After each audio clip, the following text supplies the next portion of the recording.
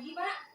Selamat pagi, Bu. Sehat, Bu? Alhamdulillah sehat. Bapak gimana kabarnya? Alhamdulillah, walaupun puasa-puasa kayak gini kan suhu udaranya juga agak panas, tapi alhamdulillah kondisinya sehat ya. Alhamdulillah. Jadi izin Pak sebelumnya, Oke, alhamdulillah. izin ngobrol-ngobrol. Jadi kami ada tugas CGP Pak, modul 3.3. Bagaimana sekolah itu mengelola sebuah program yang berdampak pada murid. Nah, Program pembelajaran maksudnya? Ya, program ingat di sekolah, Pak. Oh ya. Ya, program ingat di sekolah. Namun program itu berdampak pada murid. Nah, jadi tujuan pembelajaran khusus ini bagaimana kami CGP dapat mengembangkan ide dari ruang kolaborasi, baik itu dari Bapak kepala sekolah, terus guru-guru dan siswa, itu menjadi sebuah prakarsa perubahan dalam bentuk rencana program atau kegiatan yang memanfaatkan model manajemen perubahan Bagja, gitu Pak. Bagja itu apa itu Bagja? Bagja itu B, jadi terdiri dari B, A, Oh, D, singkatan, ya ya. kayak akronim itu Pak. Jadi B-nya apa tuh, B-nya itu buat pertanyaan dulu. Nah, jadi dari pertanyaan-pertanyaan itu baru diambil pelajaran. Nah, setelah kita memperoleh pelajaran, maka G-nya gali mimpi, Pak.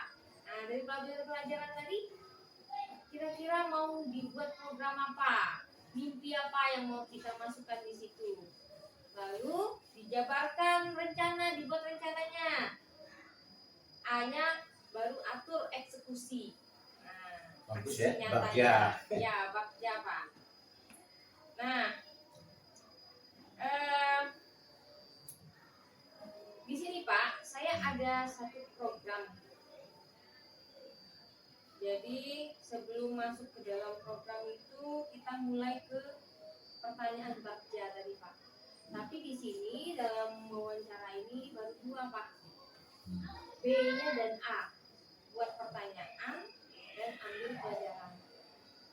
Nah, dibuat pertanyaan ini Pak, yang mau saya tanyakan kepada Bapak, yang mau saya diskusikan itu, bagaimana kira-kira Pak meningkatkan kepercayaan diri murid agar terlibat aktif dalam proses belajarnya. Jadi murid itu tumbuh menjadi anak yang mandiri dan menyediakan berbagai kegiatan pembelajaran yang menarik, menantang, dan bermakna, di mana dalam proses pembelajaran tadi murid merasa bahagia, gitu kan? Merasa senang dan sangat menikmati setiap momen pembelajarannya itu. Nah, kira-kira gimana Pak? Meningkatkannya tadi, kepercayaan diri murid tadi, dan dia merasa senang mengikuti pembelajaran tadi. Ya, baiklah Bu Bista. Kalau mendengar uraian pertanyaan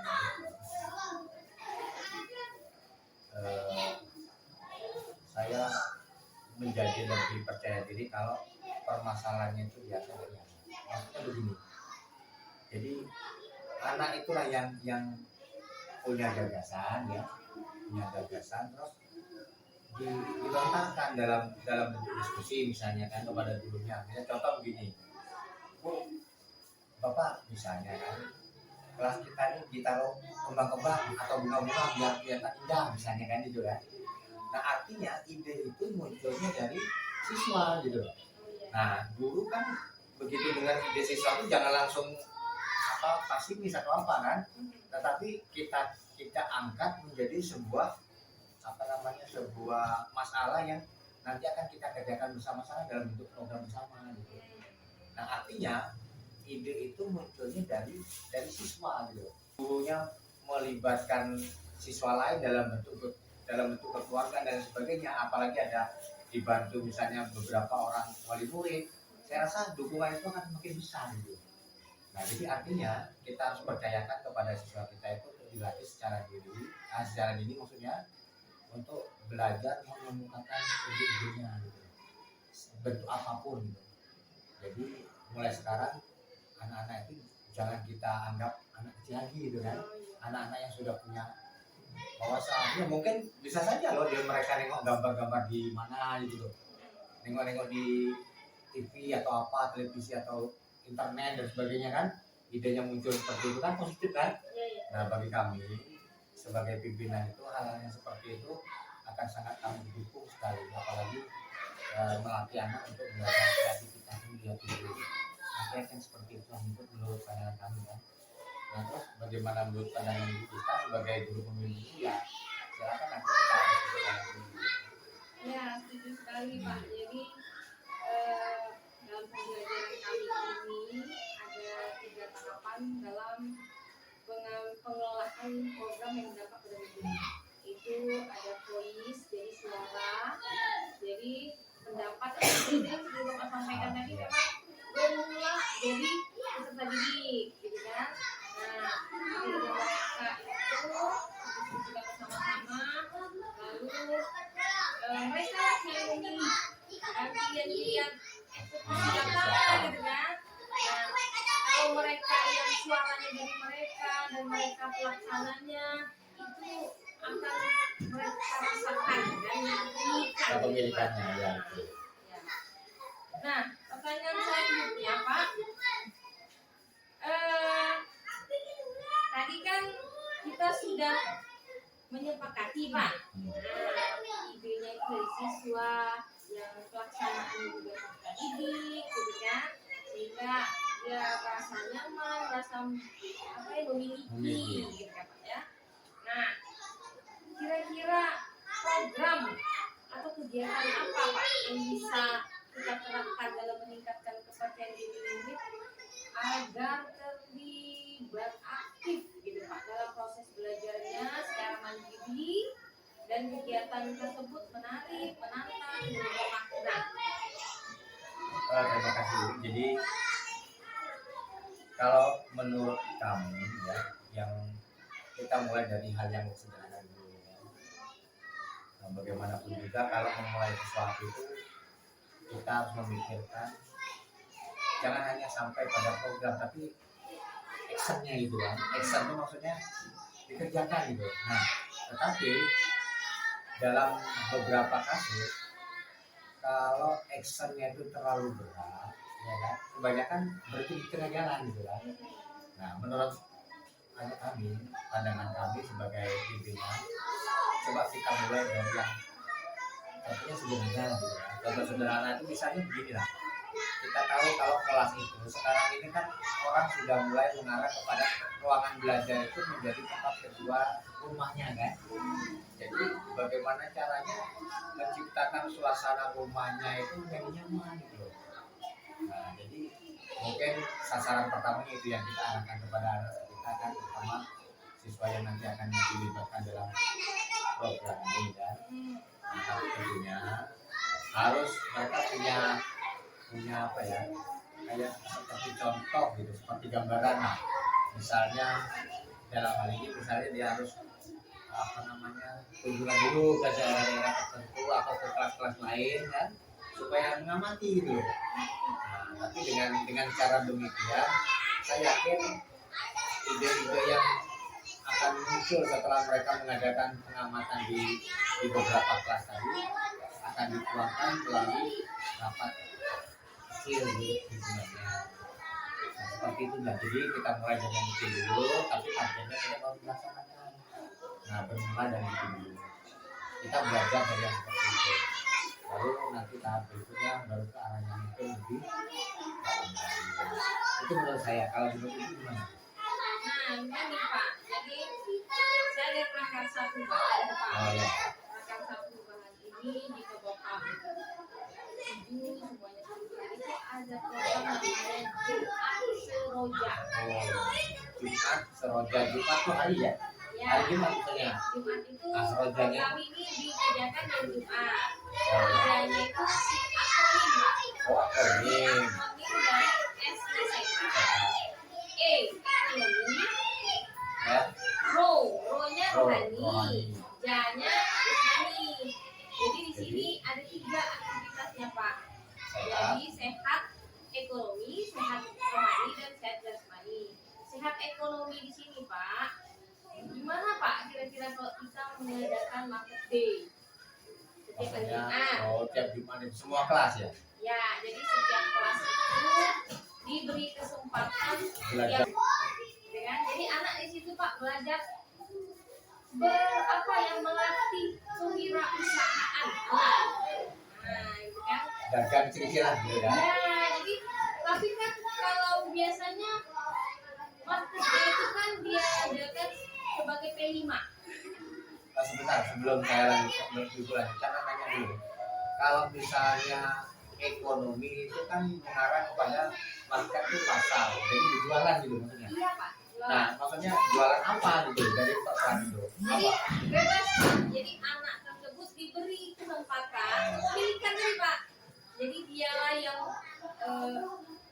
jualan yang menarik gitu kan. Tentu ada syarat-syarat kan Pak. Syarat-syaratnya itu Bagus itu. tidak boleh ada paling pengawet. Oh ya, makanan buatan. Ya homemade Pak, makanan buatan sendiri yang sehat. Jadi di situ anak belajar makanan sehat satu, melatih jiwa kewirausahaannya juga, terus mengenali uang juga Pak. Dia juga dilatih berpikir kritis Pak. Berpikir kritis gimana? Bagaimana jika anak tersebut datangnya jam 7.30?